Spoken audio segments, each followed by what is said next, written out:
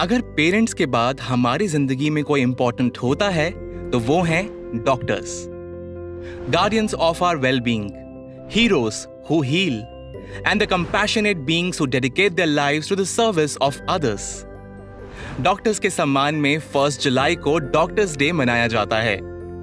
आइए जानते हैं डॉक्टर्स से कि कैसे वो रात दिन अपना पूरा जीवन लोगों के लिए न्योछावर कर देते हैं और उनकी जिंदगी में कौन सी मुश्किलें आती हैं। ये वीडियो डॉक्टर्स के नाम।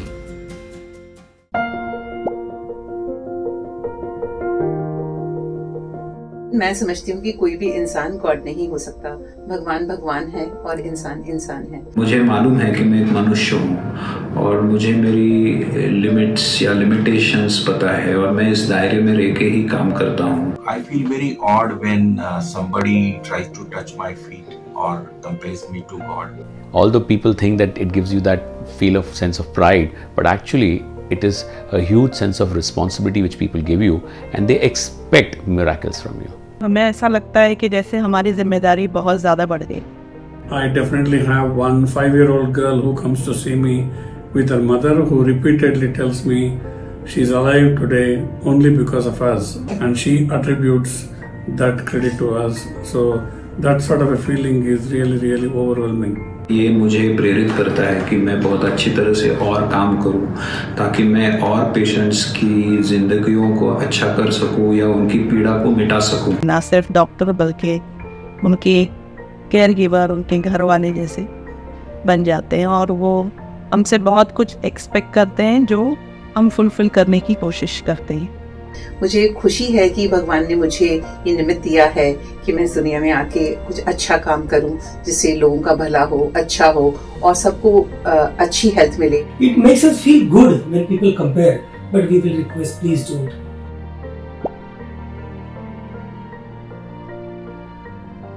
I get tremendous job satisfaction. I see an injury patient getting better after a month or 2 and smile. It makes me feel really good.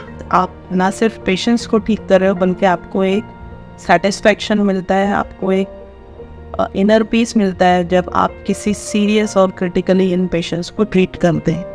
When we see a patient who is at a terminal stage or who is going to die and we are able to revive him by giving him CPR, gives the maximum happiness as a doctor. जब वो बच्चा बाहर निकलता है, वो बच्चे का जो रोना, उसका प्यार से आसपास का सामान पकड़ लेना और वो मदर के चेहरे का जो एक्सप्रेशन है, वो एक्सप्रेशन दुनिया में कुछ भी करके आप पा नहीं सकते। That is such a beautiful expression. तो मुझे लगता है कि मुझे डिलीवरी का काम करना सबसे ज्यादा पसंद है।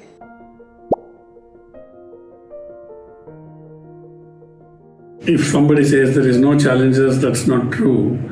There's no life without challenges. Challenges depend upon your age and the thinking. Imagine if we ever plan to take a vacation, we feel that it is not a pleasure trip, but it is a guilt trip. Because all the patients who are waiting for us will say, अरे आप हमें छोड़ के कैसे चले गए? कोई भी गायनेकोलॉजिस्ट की लाइफ जो है, पर्सनल लाइफ तो उनकी बड़ी डिफिकल्ट होती है, तो इतना आसान नहीं है सब कुछ। अब मैं कभी अपनी छुट्टी प्लान नहीं कर सकती।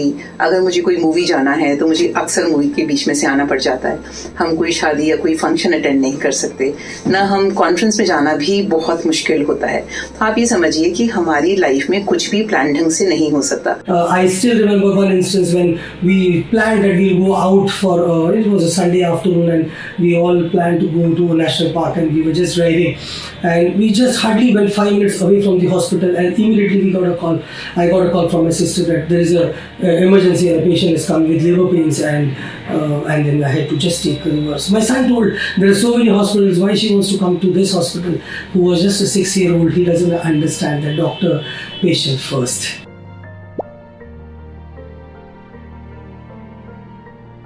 When we are talking about emotional, psychological, physical and social impact of our profession, it is huge. Maintaining a work-life balance is never easy. जैसे आपको डिलीवरी होने वाली है और अचानक आपको लगता है कि बच्चे की हार्ट बीट इतना नहीं अच्छी चल रही, अब आपको जल्दी से डिलीवर करना है, तो उस टाइम से लेके जब तक बच्चा बाहर निकल के रोता हुआ नहीं आ जाता, तब तक मुझे बहुत स्ट्रेस होता है। मैं हार्ट सर्जन हूँ और मुझे कई बार ऐसे पेचीदा पेशेंट्स का सामना करना पड़ता है जहाँ पे जो मर्जी हम करें उसका इलाज सक्सेसफुल नहीं होता है। तो उस टाइम पेशेंट्स के रिलेटिव्स के साथ बात करने में जो स्ट्रेस होता है या जिस स्ट्रेस से हम गुजरते हैं वो बहुत स्ट्रेसफुल पीरियड रहता है। Remember that this has a huge toll not just on ourselves but also on our near dear ones. In the COVID era, when we were working, at that time we were not only carrying risk of infection to ourselves but risk of infection of us carrying back home to our family members, which people never understand. और जहाँ तक burnout का सवाल है, मुझे नहीं लगता कि मुझे कभी बर्नआउट हुआ है या कभी होगा। इसका रीजन बहुत सिंपल है कि मुझे अपना काम बहुत पसंद है और मुझे लगता है कोई भी इंसान को अगर अपना काम बहुत पसंद है और वो खुशी से वो काम करता है तो उसे बर्नआउट हो ही नहीं सकता। फिर उसे कितना ही काम करा लो, वो काम इतनी खुशी देता है तो बर्नआउट का सवाल ही नहीं है।